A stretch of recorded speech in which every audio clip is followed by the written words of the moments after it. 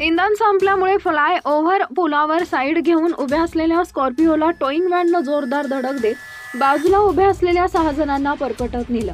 हा अपघातातील इतका भीषण होता की यानंतर जे काही घडलं ते ऐकून तुमच्याही अंगावर काटा येईल।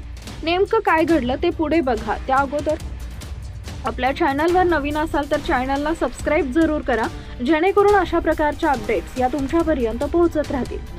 रात्री 1:30 वाजेच्या सुमारास त्यांची स्कॉर्पिओ मुंबई गोवा हायवेवर वीर रेल्वे स्टेशन समोरील फ्लाय ओव्हरवर आली। या ठिकाणी गाडीतील डिझेल संपले आणि गाडी बंद पडली।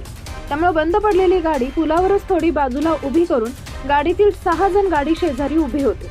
यावेळी चिपळूण ते पनवेलकडे जाणारी टोईंग व्हॅन चालकानं बंद स्कॉर्पिओला मागून जोरदार धडक दिली आणि बाजूलाच उभ्या असलेल्या 6 जणांना अक्षरशः 5 ते 10 फूट फरफटत नेलं। यामध्ये गंभीर जखमी होऊन दोघांचा जागीच मृत्यू झाला, तर अन्य दोघांचा उपचारादरम्यान मृत्यू झाला। 2 जखमींवर उपचार सुरू आहेत। टोईंग व्हॅनच्या धडकेनं स्कॉर्पिओ जीप सुमारे 50 फूट लांब उडवली गेली आणि सर्व्हिस रोडच्या पलीकडे खड्ड्यात पडली। अपघाताची माहिती मिळताच महाड तालुका पोलीस घटनास्थळी दाखल झाले। या प्रकरणी टोईंग व्हॅनच्या चालकास ताब्यात घेण्यात आले। अपघाताचा अधिक तपास महाड तालुका पोलिसांकडून सुरू आहे।